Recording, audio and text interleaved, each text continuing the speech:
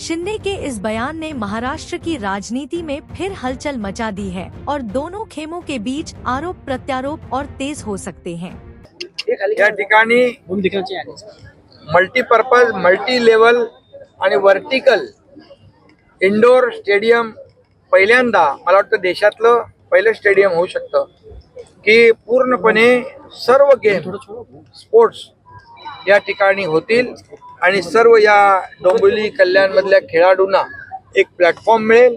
त्यांच्यामध्ये असलेलं टॅलेंट जे आहे त्यांना त्या ठिकाणी जो काही प्लॅटफॉर्म लागतो तो देण्याचं काम या ठिकाणी आणि यातून चांगले खेळाडू अगदी राष्ट्रीय आंतरराष्ट्रीय पातळीवरचे तयार होतील अशा प्रकारचं हे व्हर्टिकल इंडोर स्पोर्ट्स स्टेडियम या ठिकाणी झालेलं आहे।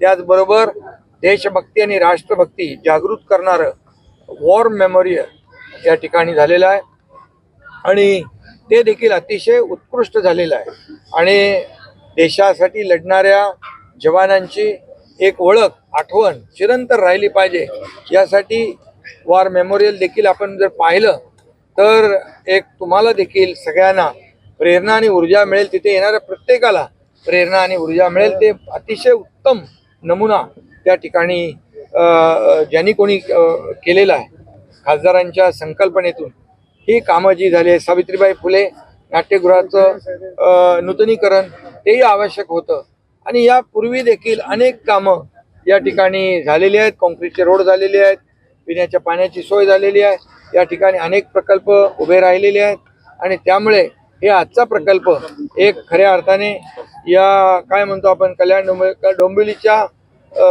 तुरा काय मानाचा तुरा हा खोला जाईल अशा प्रकारचे प्रकल्प या ठिकाणी केलेत। अंबरनाथ मध्ये पण आपण पाहिलं परवा गेल्या 8-10 दिवसापूर्वी एक अतिशय अप्रतिम असं नाट्यगृह झालं। त्या छोट्या शहरामध्ये एवढे मोठे मोठे शूटिंग रेंज पासून स्विमिंग पूल पासून ऑडिटोरियम पासून कितीतरी प्रकल्प यासाठी एक विजन असलेला लोकप्रतिनिधी म्हणून खासदारांनी काम केलेलं आहे। मी त्यांचं मनापासून अभिनंदन करतो आणि भविष्यात देखील जी कामं या कल्याण डोंबिवलीमध्ये किंबहुना कल्याण लोकसभेमध्ये आवश्यक आहेत या सर्व प्रकल्पांना कधी कुठेही निधी कमी पडू दिला जाणार नाही अशा प्रकारची व्यवस्था नक्की केली